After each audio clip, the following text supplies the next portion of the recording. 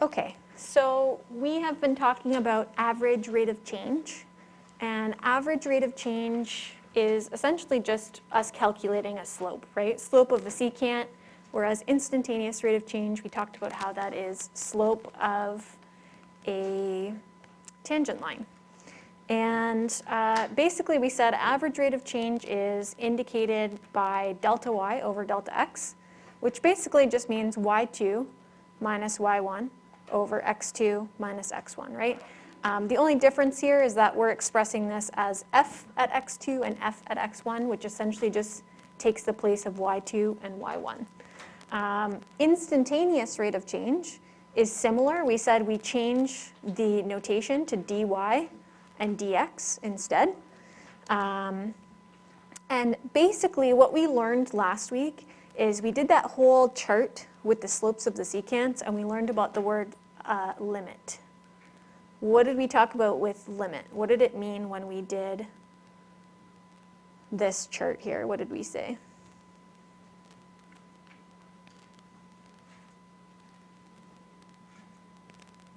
What were we looking for in this chart?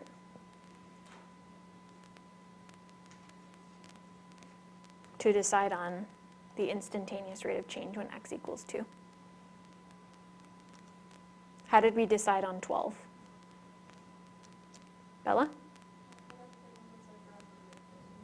So we were looking at, as we move to smaller and smaller intervals between x, we were looking at what these values are approaching, and we said that that is actually the limit of the secant slopes. What are the secant slopes approaching? As we make this interval, the values that are shrinking toward 2, we make that smaller and smaller and smaller. So that's the idea behind our lesson today. We're going to just formalize this. And basically what we're looking for is the intervals of x getting smaller and smaller and smaller, so they're approaching 0.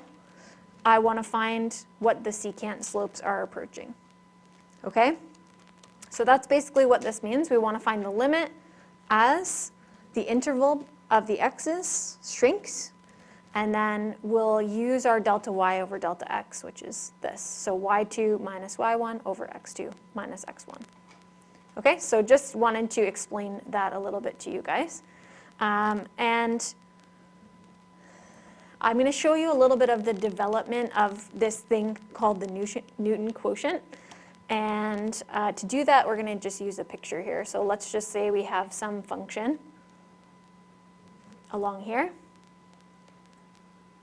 And let's say I have a point at some value x. And let's say maybe it's h units away from another point that I want to find the slope of the secant at. Maybe it's not even that like that, maybe it's down here. But this is going to be h units away from the other point that I want to find this slope of the secant at. So if this is x and it's h units away, what would we call this point? X plus h, perfect.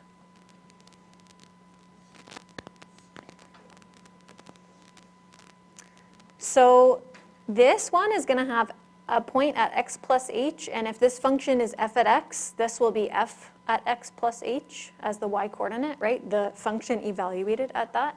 And this point will be x and f at x, whatever that is. So when we go to find delta y over delta x for this, think of this as if it's your x1, y1, and your x2, y2, right?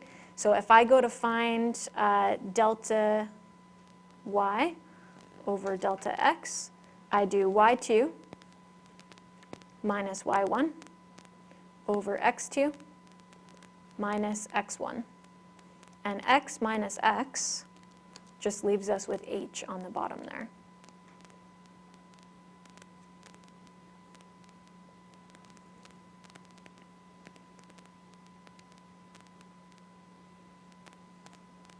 And that's where this part of the Newton quotient comes from. It really just comes from a calculation of x1, y2 minus y1 over x2 minus x1. And what the Newton quotient does is it's going to give us a very, very close, almost estimate, but more of a calculation of the instantaneous rate of change. So it's almost like we're shrinking the interval in between these two values. So really I want to move this point as close as I possibly can, and I want to make h, the distance between the points, as small as I possibly can, so that my secant line is like similar to what my tangent line would be at that point. Remember, we talked about that in the last lesson. We want the slopes of the secants to be so close. So as I move this, the slopes of the secants become closer and closer and closer to the slope of the tangent. And that's the idea behind the Newton quotient. Now, if this didn't make a whole ton of sense to you, you can still use the Newton quotient. It will still work for you. But that's the whole idea behind it. Okay? This is also called the derivative from first principles. So in calculus, you learn quick ways to find derivatives. You learn like a bunch of derivative rules for different types of functions. This is where those rules come from and why certain derivatives of certain functions are equal to certain things. It all comes from the Newton quotient. So this is like the whole foundation of calculus. Okay, so let's see. So this is our Newton quotient. Let's see how this works in an actual question here. So find the instantaneous rate of change of the function f at x when x equals 3.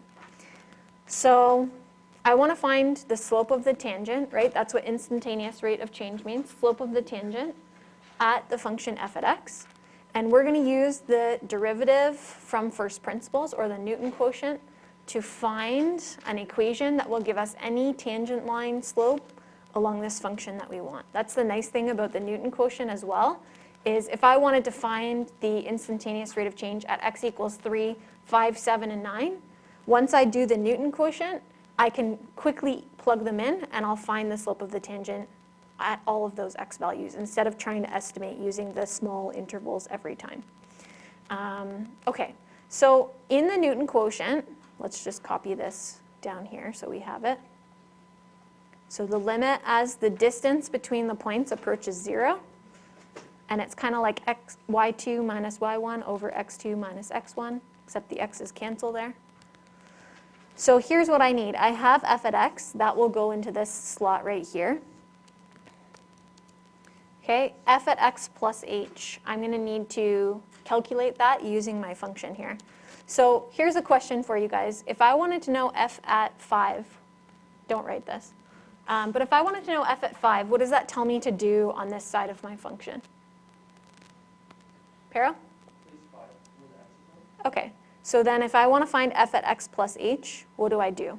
What is that telling me to do in my function? Sarwa? Replace the whole, any x with x plus h. Yeah, good. So I'll have x plus h squared minus 5 times x plus h plus 4. Okay, we don't need this. That was just an example. Okay, we're going to expand and simplify this. I like to do this. You could do this inside the Newton quotient if you want. I like to do it before, and then I'll just plug in what I get from this. Just makes it a little bit simpler. So x plus h squared is not equal to, what am I going to say right now? Say it louder. X squared plus h squared is equal to that thing times itself, and then you FOIL it, right? We'll bring the negative 5 in. And then we're just going to FOIL. X times x times h, x times h again, h times h.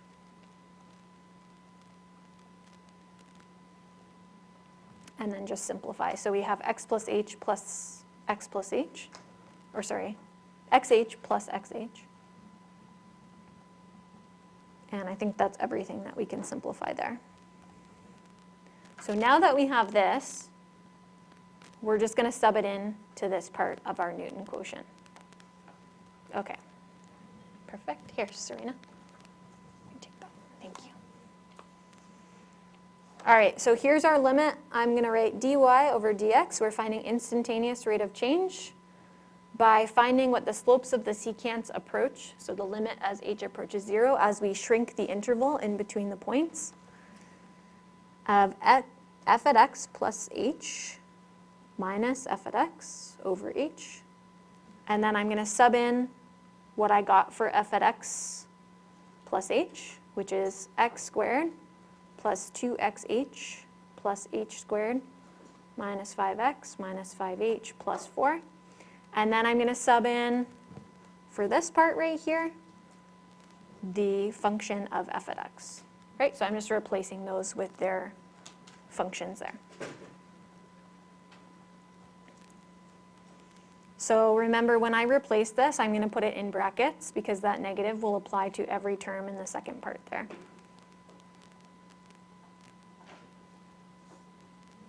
Sarah? So this is h approaches 0, and yes, you need to write the limit part. So all the way down, I'm going to be writing the limit. There will be some point where I'll actually sub in h equals 0.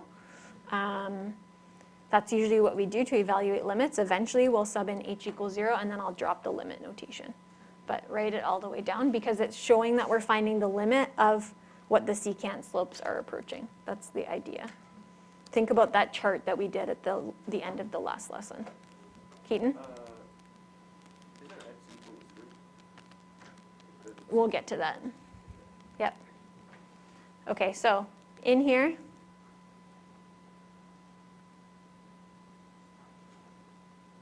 so I'm just distributing the negative. And then we should have some things, if we've done this correctly, usually we'll have a couple things that will actually cancel each other in this expression on top. So notice we have an x squared and a negative x squared. Those will cancel. We also have a negative 5x and a positive 5x. Those will also cancel. And then I have a negative 4 and a positive 4. Those will also cancel.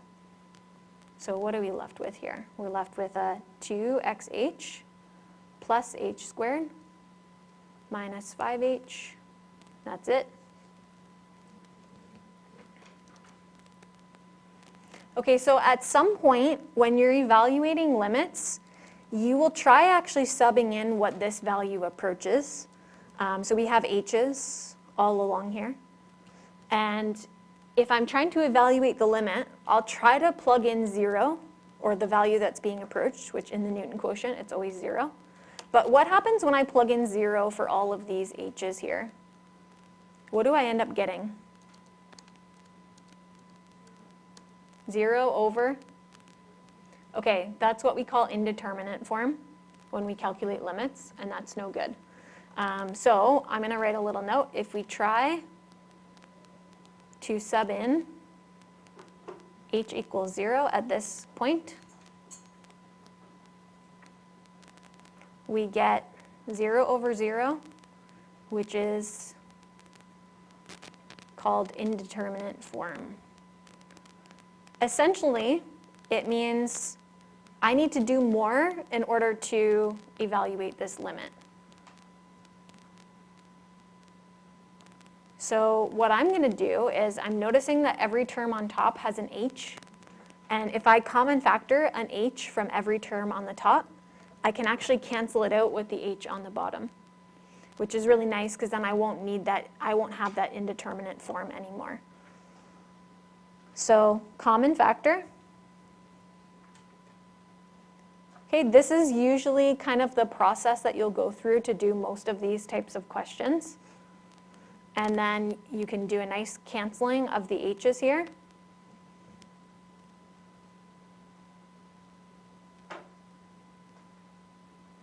So you'll just have 2x plus h minus 5. And then when we try to enter in, so you're going to sub in h equals 0. Now, drop the limit notation once you've done that.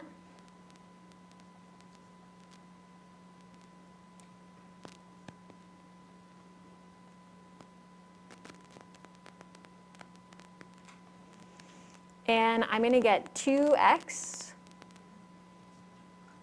plus 0 minus 5, which is just 2x minus 5. And this is what we said dy over dx would be equal to. So what we've just found here, guys, it's important that we understand what we're getting from the Newton quotient, is we're getting an equation that represents the slope of any tangent line that we could have to estimate the slope of or find the slope of on this entire quadratic. Okay, we started with a quadratic up here, x squared minus 5 plus 4. So I can use this to find the slope of the tangent or the instantaneous rate of change anywhere on this function that I want now. Rebecca? Why is it at the top says when x equals 3? There's nothing like that. Yep, so there's one little extra part here that we're gonna do. Sorry, Rebecca, finish your question. Like, when you're subbing in, I don't really understand what this is doing. Like you subbed in x plus h plus y. What does that even mean? So what I explained to you on the previous page Yeah. is essentially what I'm talking about here is when we do the Newton quotient, the h approaches 0. Let's talk about that. I want to make the distance between these 2 points as small as possible. That's the idea of approaching 0. So the closer I move this point over to the actual point that I want to find the instantaneous rate of change at, the more. So do you guys remember the tangents that we talked about? The tangents? Okay, so if I drew a tangent line here, it would look something like this. Agreed? Okay, so as I move these points closer and closer and closer here, watch what happens with all the secant lines from this point to all these other points.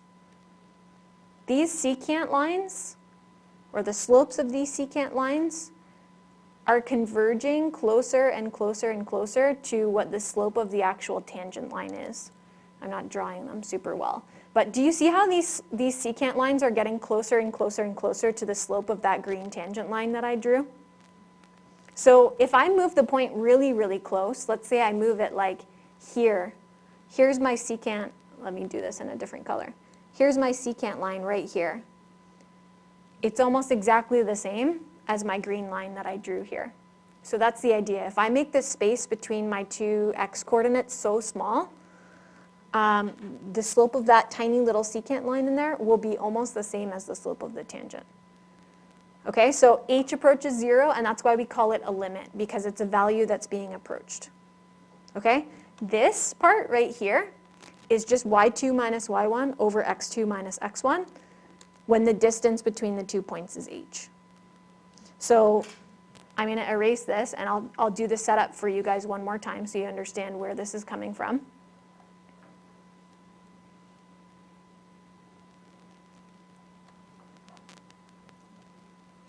Okay, so if this is my function, and I choose a value over here, let's say this is some x value, this would be the point x, and if this is the function f at x, the f at x or the y is just f at x, right? F at x is the same as y.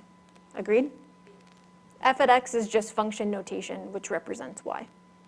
It's the same thing as y. So then I said, if I were to choose another point over here, and I'm going to tell you that the distance between these 2 points is h units. I think you answered this question, right, Rebecca? You said this would be x plus h, right? So this point is x plus h, and whatever the function is, evaluated at x plus h. So this is the y when x equals x plus h.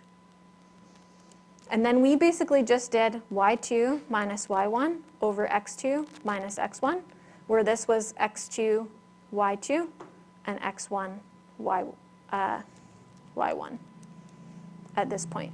So what happens is I get y2 minus y1 over x2 minus x1, and then we get the Newton quotient.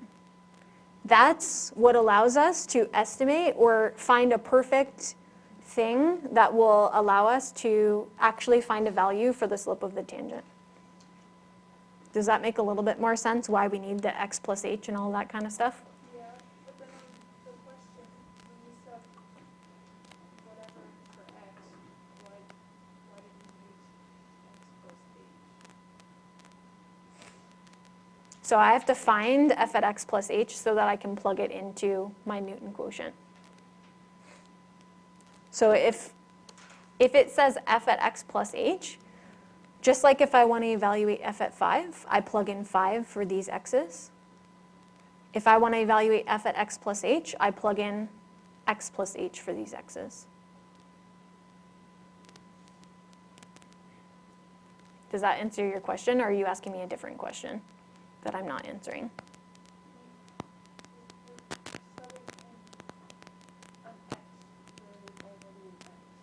So we're subbing in an x plus h where there's an x here. So that means that if this is f at x plus h is just me plugging in x plus h for both of these x's.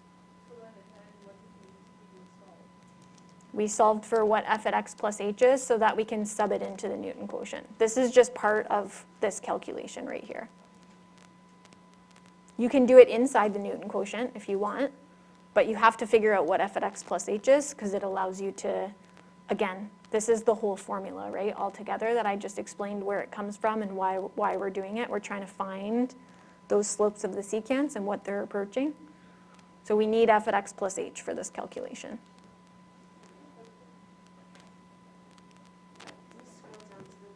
Yes. Yes, so we're back here. This is the equation that represents the slope of the tangent line at any x value on the function we could possibly want. Now here's the part where the question asks us, find the instantaneous rate of change when x equals 3. We're going to use this function to evaluate when x equals 3. And to indicate that we're evaluating this now, we'll say at x equals 3. And then literally we just sub in 3 for x. So this is a more exact value than some of the other estimates that we were doing in our previous lesson. So this is the slope of the tangent or the instantaneous rate of change when x equals 3.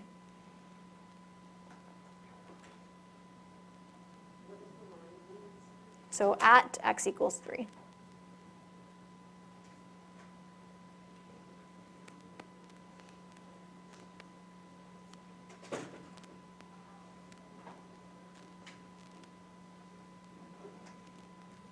Okay? In other words, this is the slope of the tangent at x equals 3.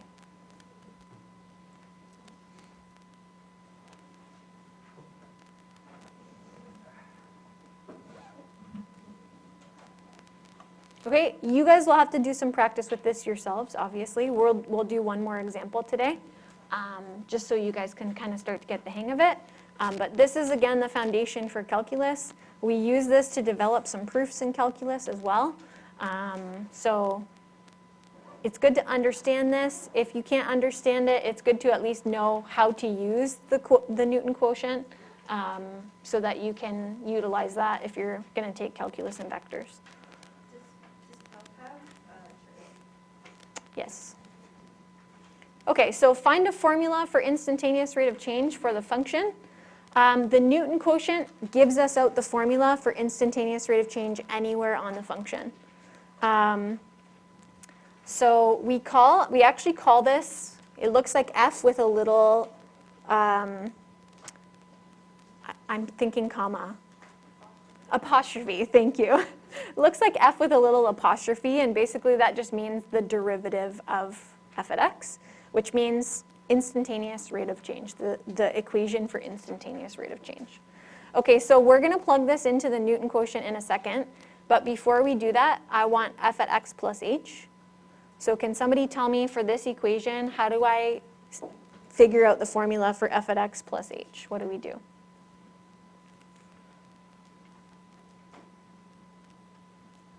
If this is f at x plus h means, what do we do? Plug x plus h into the x. So we sub in x plus h in for that x. And as we said before, this means x plus h times x plus h, right? Not x squared plus h squared. And we actually FOILed this above, so I'm just going to use our FOILed form from above. It was this. Okay, FOIL. And then I need to bring the 2 inside. Negative 2.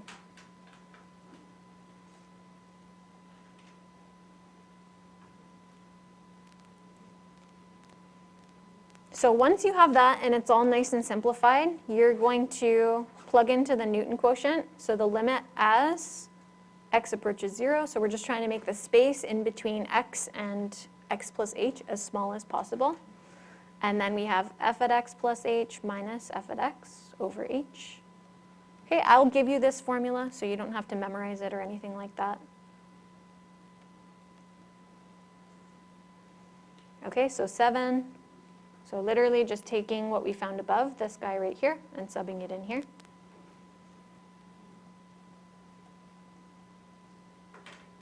And then subtract f at x, which was 7 minus 2x squared over h.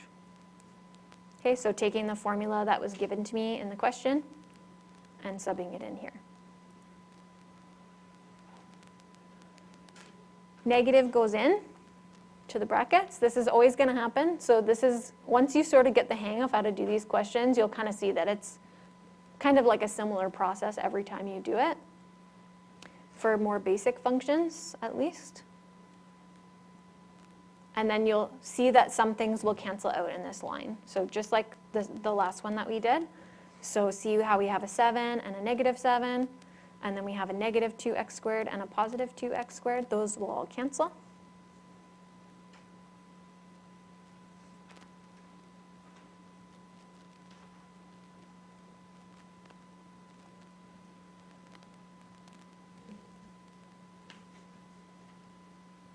Okay, at this point, if I tried to sub in h equals 0, I would get that indeterminate form again. I'd get 0 over 0. So any suggestions as to how we can maybe simplify this further? Sarwa? We could. I don't think we need to factor like fully common factor. As long as we get the h out so that we can cancel the other h's, we should be good. But yeah, if you want to take out the extra negative 2 as well, you can do that. We don't really need to. All my big goal is I just want to get this h on the bottom canceled out. So we'll take out an h, common factor.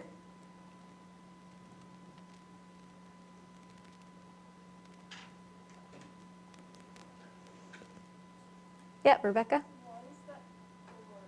Why is there a 4 there? Because we had 2 here, and then we multiplied the negative 2 above.